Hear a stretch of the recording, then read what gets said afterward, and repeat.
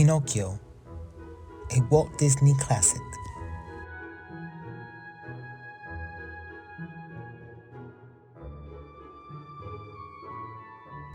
Once upon a time, long ago, the wishing star shone brightly in the night sky. Its beams formed a shimmering pathway to a sleepy little village below. Only one house still had a light burning in the window, and that was the workshop of Geppetto, the kindly old wood carver. Geppetto was happily finishing a puppet he had made out of wood.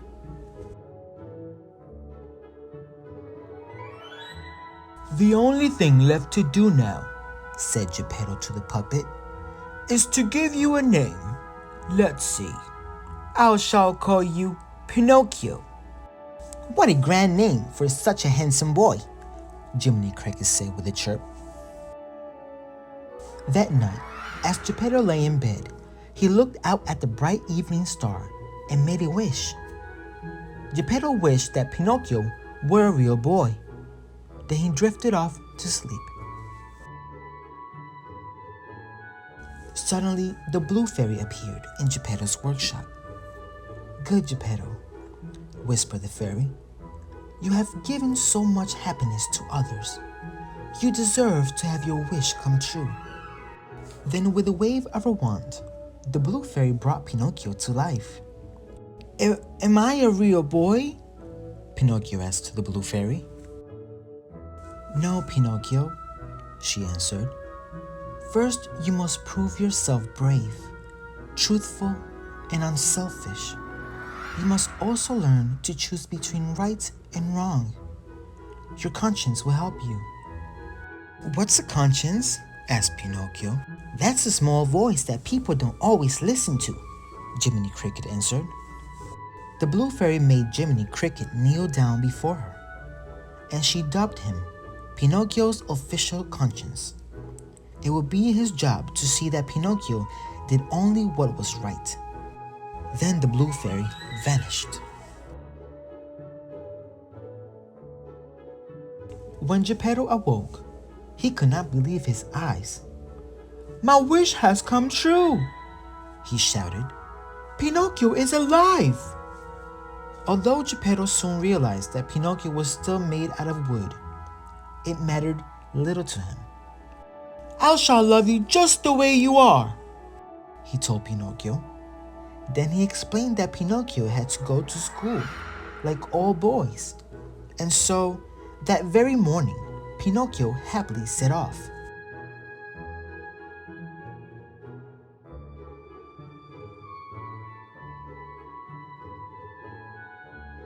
Pinocchio hadn't gone far when Gideon, a cat, and Foulfellow, a sly fox, saw him.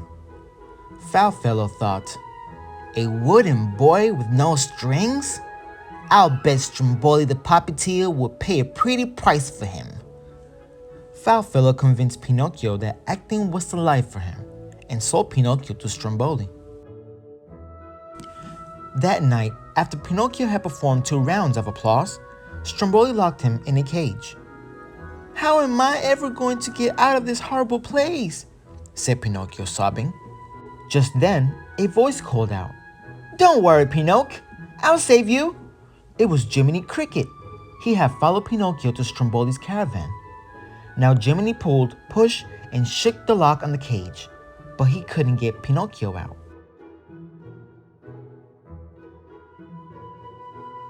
Suddenly, the Blue Fairy appeared. "Pinocchio, why didn't you go to school?" she asked. I was brought here by a big green monster who was going to cook me for his supper," he lied. As he spoke, Pinocchio's nose began to grow until it was twice as long as it had been before. "You're lying, Pinocchio," said the Blue Fairy sadly. "It's as plain as the nose on your face."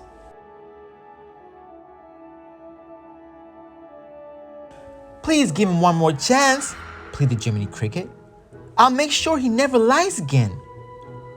"One more chance, that's all you have," said the Blue Fairy. She set Pinocchio free, and he promised never to lie again.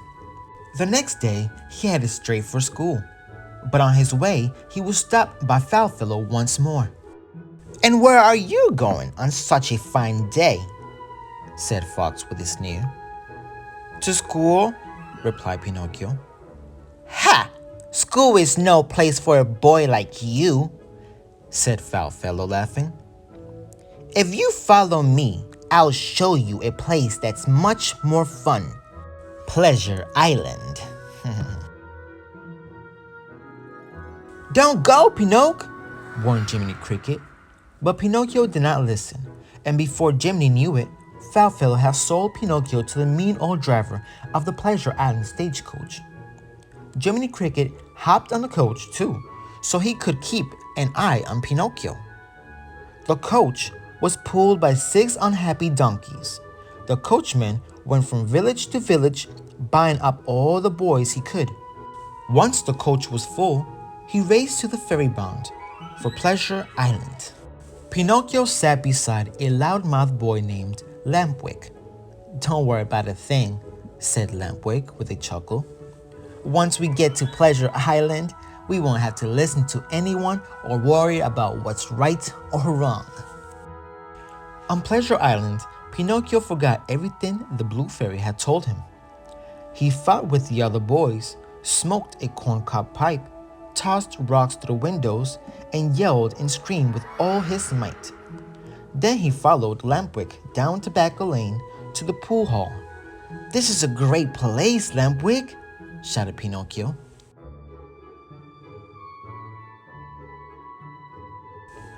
But as Pinocchio turned to his friend, he could not believe his eyes. Lampwick had suddenly grown long ears and a tail. Lampwick had turned into a donkey. Pinocchio felt the top of his head. He too had grown donkey ears and a tail. Now he knew where the coachman got his tired, sad-looking donkeys. "Come with me before it's too late," cried Jiminy Cricket, who had been following Pinocchio. Pinocchio and Jiminy Cricket quickly ran to the shore and jumped off the cliff into the sea. They swam all the way back to the land and rushed to Geppetto's house, but he wasn't there. Pinocchio was worried. Just then, a white dove dropped a note from high in the sky.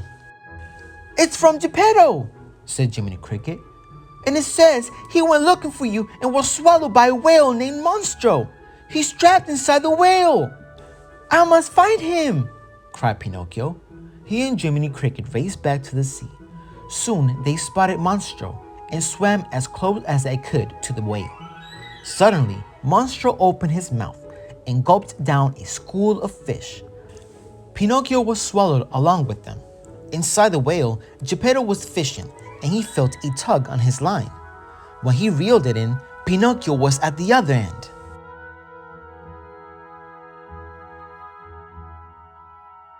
My son, shouted Geppetto. "I thought I'd never see you again." "I miss you so much, father," said Pinocchio. "I've been a bad boy and I'm sorry." "That's all right, my son," said Geppetto. "The important thing is for all of us to get out of here." "I have an idea," cried Pinocchio. "We'll make a raft and build a fire. It'll make Monstro sneezes right out." When they built the fire, the smoke tickled Monstro's nose till he let out a huge sneeze. Pinocchio and Geppetto were sent flying out to sea on their tiny raft. Monstro charged right after them. When the whale caught up with the raft, he splintered it with one blow of his powerful tail. Geppetto was sinking. "Never mind about me," he cried. "Save yourself, my son." But Pinocchio swam back to Geppetto and helped him to stay afloat on a piece of the raft. Geppetto was washed safely ashore, but Pinocchio didn't fare as well. Geppetto found him lying in the water among the rocks, lifeless. Geppetto took Pinocchio home. As he wept, the soft voice of the Blue Fairy filled the room. "Pinocchio, you've proved yourself brave, truthful, and unselfish. Now you will be a real boy."